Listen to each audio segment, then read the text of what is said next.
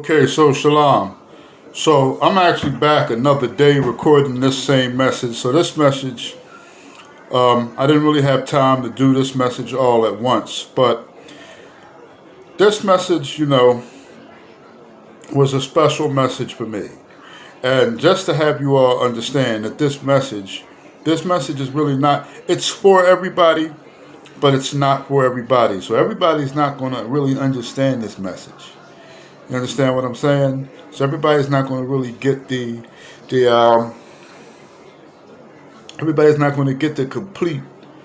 Everybody's not going to grasp this message. You understand? And and that's okay, right? But for the people that do grasp this message, I got to tell you, you're in a really good state. Okay, you're in a really good state of mind. Okay, so basically, this message was titled Dark Matter. Okay? This message is titled Dark Matter. Now, many of you right now are not comprehending this message, not completely. And it has nothing to do with your lack of intelligence, but your spiritual comprehension. See, as I tried to explain to you all before, many of my, especially my people, black folk are extremely intelligent, right? But here's the problem. In most cases, we're too intelligent for our own good. But we're intelligent based on what? We're intelligent based on the constructual knowledge that has been passed down from the Caucasian nation through science, through philosophies, through their language, Latin, from the Latin Vulgate to the King James Version Bible, and from the Latin English, from the Latin language to the English language. Now, what I need you all to understand is the Arab language is older than the English language. The Chinese language is older than the English language, right? So, just about every language in the world today is older than the English language. So the English language is extremely modern. And one of the main objectives of the English language is to throw off the Israelites. Yes, it's that deep. That's one of the primary objectives of the English language. So I'm not losing track and I'm not losing sight. It may seem like I've switched the pitch. No, I haven't. I'm directly on the same avenue that I left off with this lesson, Dark Matter. So now, I want to go to segment.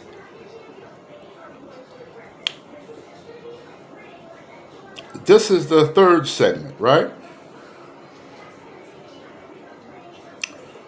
Or is this the second segment? Okay, this is actually the second segment because we had the introduction and then we had the first segment. So this is the second segment, and the second segment is darkness and light. Okay? Now, so we many of you have followed me up until this point. So we understand that the sanctuary of Elohim is his body, right? Just like my sanctuary is my body. Because this flesh, as awful as it may appear to you all, right? But I'm not worried about that. Because something great is coming to me. Okay? All of this ugliness that appeared before you today will one day be very glorious. Okay? And it's all going to be worth the work. Everything that I'm doing, it's all going to be worth the work. I don't care. I mean, now, let's not misconstrue this. And there's been rumors about, oh, I don't care about myself and stuff like that. No. I do. Because we have to sanctify and keep our temples holy, as you always say, right? So, what are some of the things that I do to keep my temple holy? Okay? One thing is I don't eat fast food. Now, I know that may seem as a lie to you all, but I may have people that watch me on regular basis, and they'll see me park at a McDonald's up 69th Street. There's a reason for that, because it's a strong Wi-Fi area. So my downloads happen extremely quickly, or they happen quicker in that area than other areas, right? But that's just one of the areas that has a quick download capability. There's also a CVS that I go to.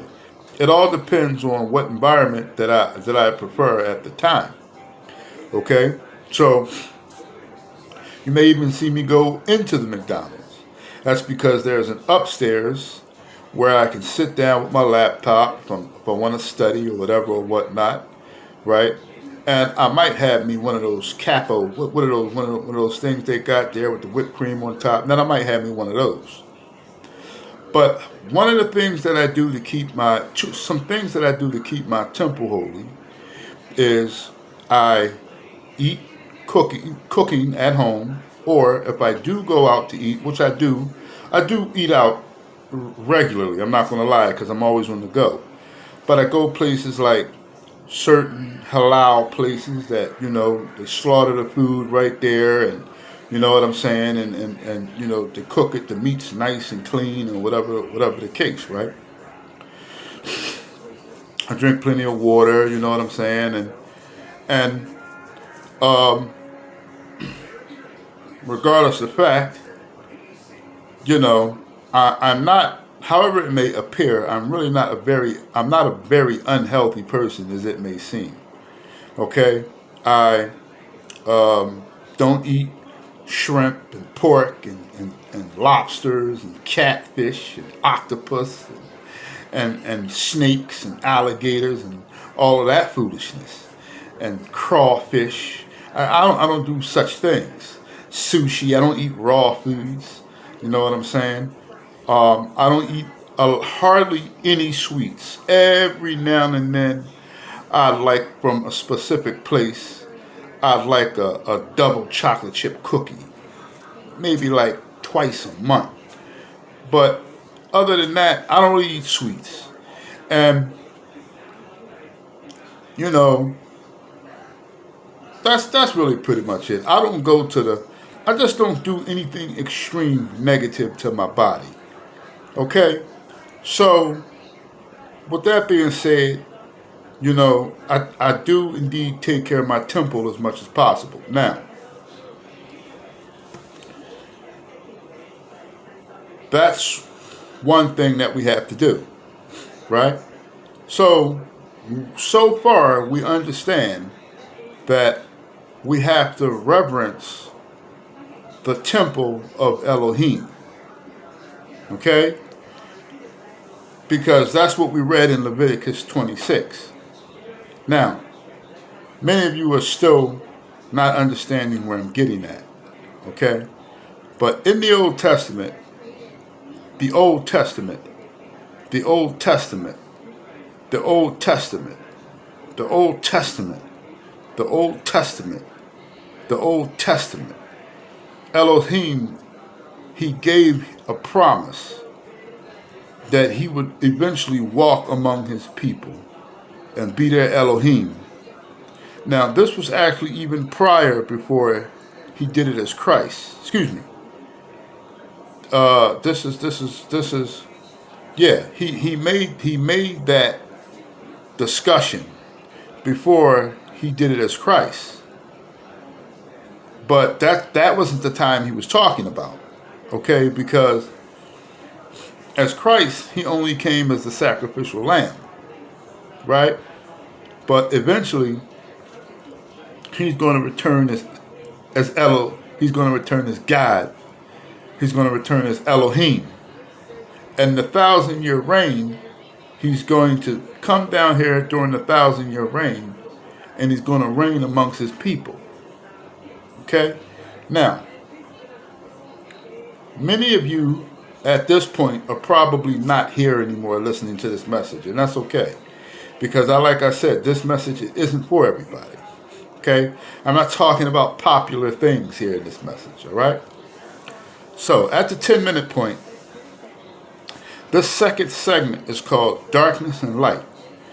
Now, I want you all to listen to something very, very important, okay? Let's go back. We're going back to Genesis, right?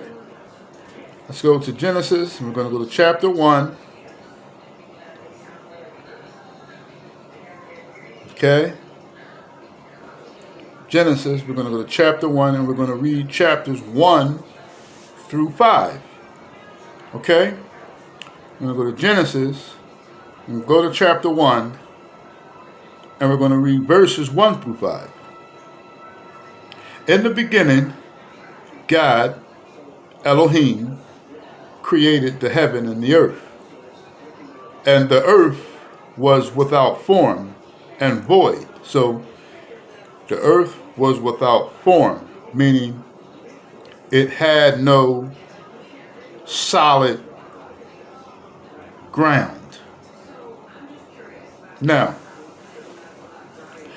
I want you all to think about that for a minute. The earth had no solid ground. There was no rock.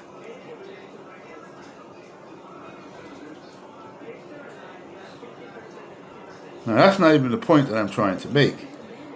And I can answer that question, but I'm not going to do it here in this lesson. Okay? But just something to think about.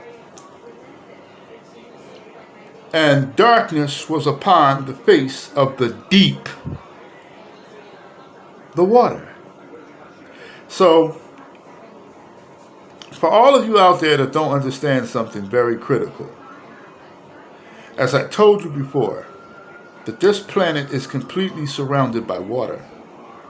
All four corners of this planet is surrounded by water. There's water above this planet, and there's water beneath this planet. And the only thing that's keeping the water from falling into this planet is the rakia. And the only thing that's preventing the water from bursting up from the deep is the ocean floors. Science would call them tectonic plates, but it's really just a floor. It's rock. The ocean floor, which is rock. Some oceans in specific areas of the Dead Sea, there is no end. There is no surface. Now, for a lot of you scientists, you can go ahead and play around in the Dead Sea if you want to, because it has its name for a reason. Once you get to a certain part or in a certain depth of the Dead Sea, you're going to constantly go down, and there's no return. There's no coming back. You're going to be crushed by the weight of the ocean, and you're going to drown in an infinite abyss. That's a bad way to go. There are certain parts of the Dead Sea that are endless, that actually lead into the opening of the waters that are beneath the earth. I very much warn many of you scientists that know everything, you biomarine, you what do they call you all? Marine biologists. You better be very careful treading around the Dead Sea. Because if you get to a certain area, it's going to suction you down, and there's no return for you. You're going to leave a family behind. I'm telling you that right now. Okay? So you be careful messing around in the Dead Sea, right? There's certain parts, and the Pacific Ocean as well. Certain areas in that, if you even go as certain areas too far out in the Pacific Ocean, over to eastward of it, you're in a very dangerous place. I'm telling you that right now. Okay? Now, and the spirit, now, I want you to listen to something because I read this before, but I went right over it. And the earth was without form and void, and darkness was upon the face of the deep. And the Spirit, which is a capital S, if I were to go here to the Strongs, and I were to bring up the word spirit, just as I thought, the Hebraic perception of spirit would be the Ruach, or the Ruach HaKodesh. The HaKodesh Ruach. Okay? The set apart Ruach. The set apart spirit. The sanctified spirit. Now, remember how I tell you all that in the scriptures, you just have to use your common sense in certain places. Specific people in the circumcision, those who think they are learned, they make this very complicated for you all. Which is the reason why many of you are having problems with understanding the scriptures. Yes, you have to be spiritual, but sometimes people can make things appear simple for you. They can simplify things in the wisdom of Christ, which is what I do. I simplify the scriptures in the wisdom of Christ so that you all will not be confused. Now, I want you to use your common sense for what I'm about to say here. So first, before I get into that, let's take a look at what the Ruach is. Because I told you what the Ruach is, but let me stand confirmed with the Strong's Concordance, which is the Hebraic understanding of the scriptures. So the Ruach is wind. So it's also the air all around us. See, this is what I was trying to explain to you all. The Spirit of God, which is the Ruach, is also the air around us. We breathe it in and we exhale it. We breathe it in and we exhale it. The air is a complement to our souls. Our souls lie in our belly, amongst our lungs, and we intake the Ruach to keep our Ruach breathing and to keep our Ruach alive. It's all connected. Christ is a mastermind. Okay? Now, so the Ruach is the wind by resemblance of breath. So when God breathed into Adam's nostrils the breath of life and made Adam a living soul. Are you all following me here?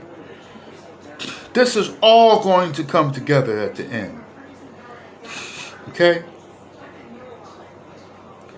Then it's going to say, a sensible or even violent exhalation, figuratively, life. It can also be anger. See, in Hebrew, there's many definitions for one specific word, because I don't want to break that down right now because I don't want to make it complicated, okay? But it can mean anger. It could mean unsubstantiality. No. Unsubstantiality. By extension. Now. By extension. Region of the sky. Let me explain to you what it means by extension. See, many of you all don't understand that I walk with the wisdom of Christ. And I've said these things without reading them.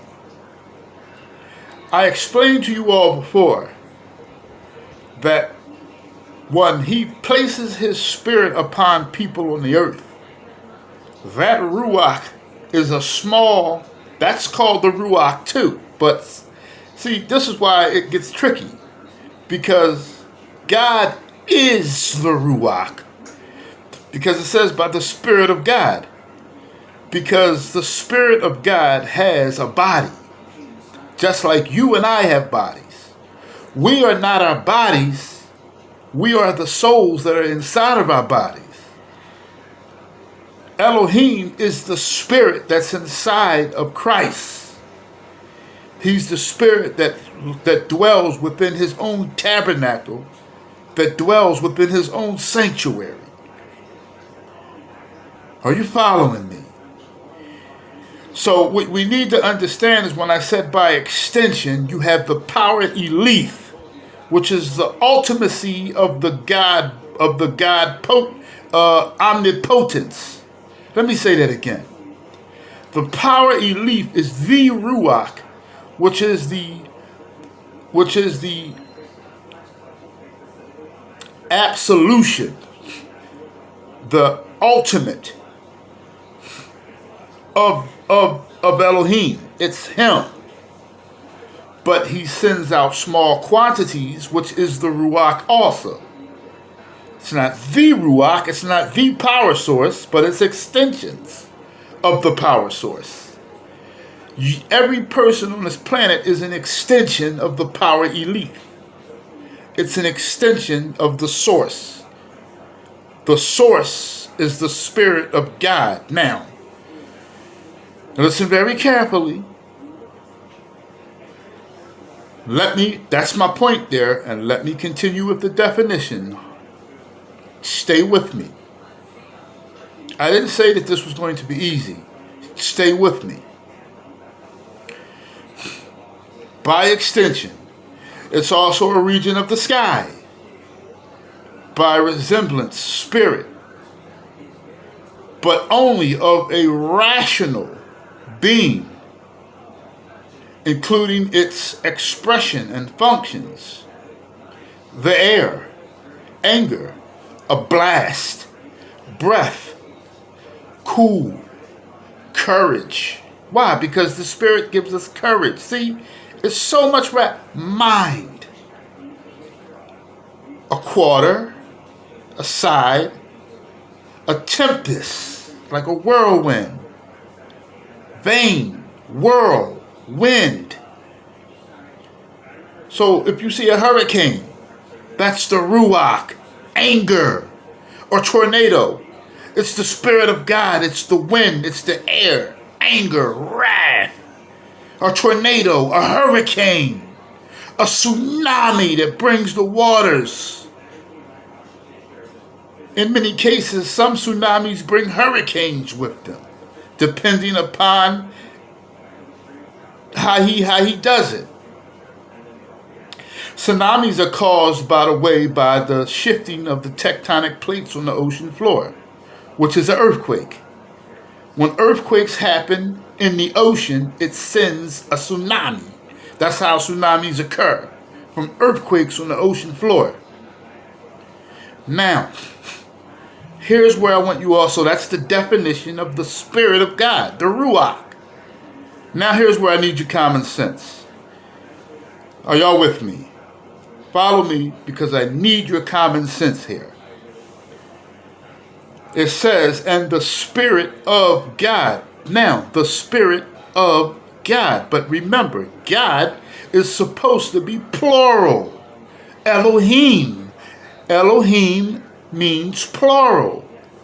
Eloah would mean singular. And Elohim means plural. But the spirit of what? Of all the gods? Is that what it's saying? No. Now we need that common sense. The spirit of Elohim. Because Elohim is one person. And Elohim has a spirit. It has the power elite. The spirit of Elohim is the power source of all creation.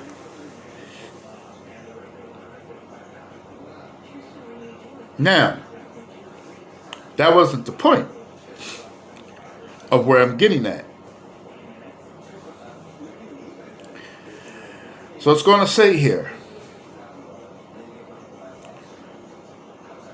and the Spirit of God moved across the face of the waters, and God / Elohim said, let there be light. This is my point. Sorry to hold you up with all of that, but I wanted to reenact on that because I want this to really come together. I want it to make sense. But anyway, verse 3 says, and Elohim said, God said, wherever you hear Elohim is God, wherever you hear God is Elohim. And God said, let there be light. And there was light. Now, listen carefully. Listen carefully. And God saw that the light, let me say that again. I got to go back to this. I'm sorry. You didn't grasp it. No, you didn't. You thought you did, but you didn't. Let me go back to verse 2. And the Spirit of God, the earth was without form and void, and darkness was upon the water. And the Spirit of God moved upon the darkness, which was the waters. And God said, let there be light. Now, I want you to hold that. And there was light. And God saw the light, and it was good. And God Elohim divided the light from the darkness. He separated the light from the darkness. And God called the light day, and the darkness he called night, and the evening and the morning were the first day. Why did I read that? What is the point? Because, remember I told you that Christ, Yahusha, is everything. I told y'all that. He's everything. At this point, this is the beginning of Genesis 1. And he did not yet make the sun or the moon yet.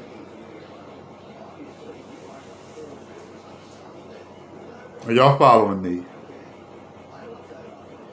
See, I want you niggas to understand something. And you Caucasians, and you Arabs, and you Chinamen, and you Indians. I need you to understand something. The sun and the moon was not made yet. The sun does not create the day. And the moon does not create the night.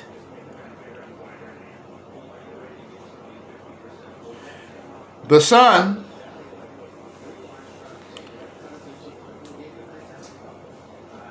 only now, the reason why now, the sun does rule the day. It brings, yes, the sun brings upon daylight.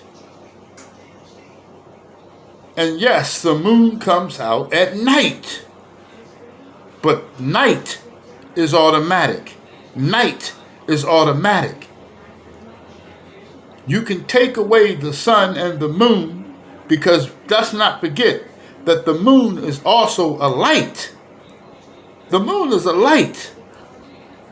Because without the moon somewhere in the sky, in the stars, regardless of all the lights that we have, listen to what I'm about to say to you all.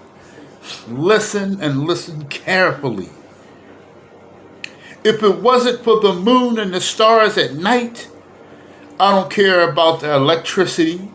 I don't care about how many limelights are in New York's Times Square or in over there in Beijing.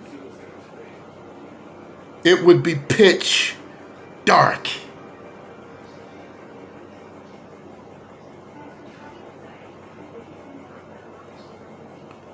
The Spirit of God was light before he created the two lights, the two great lights, one to rule the day, the sun, and one to rule the night.